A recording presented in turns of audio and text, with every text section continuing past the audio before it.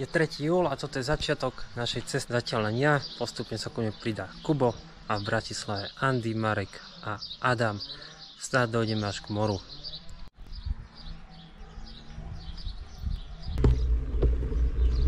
A ide sa.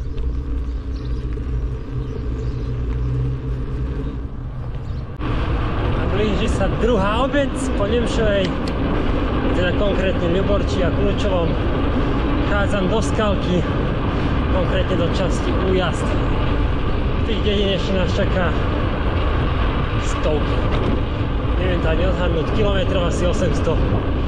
Takže dedín 200, ale nie sú stovky.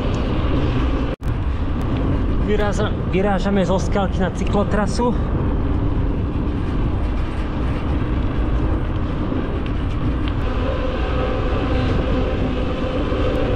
Cyklotrasa z Nemšovej do Trenčína.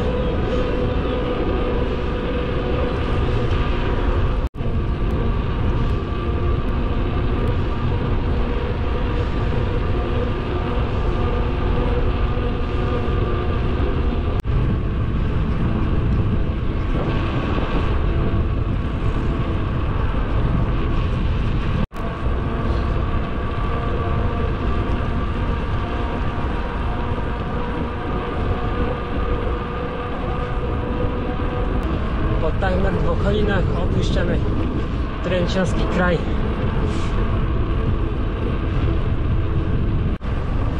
V Piešťanoch prichádzame ku Kolonádovému mostu.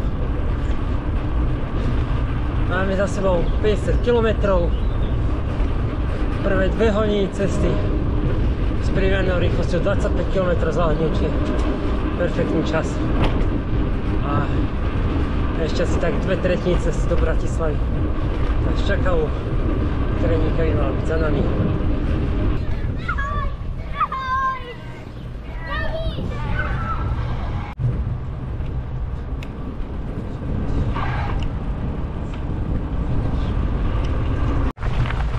Pred Hlohovcom sa nám cesta skomplikovala. Nevieme, či sme nezišli z oficiálnej cyklotrasy, ale je to značka, že cyklotrasa, tak asi toto je tá cyklotrasa do Hlohovca. Do Piešťana, ešte kúsok za Piešťanmi ide veľmi pekná cyklotrasa, vlastne zo severu Trenčianskeho kraja, ale ten posledný kúsok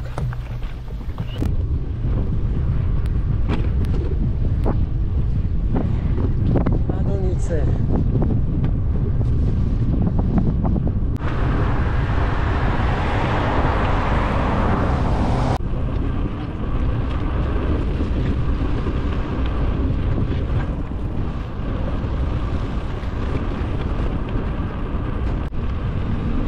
Nová dedinka.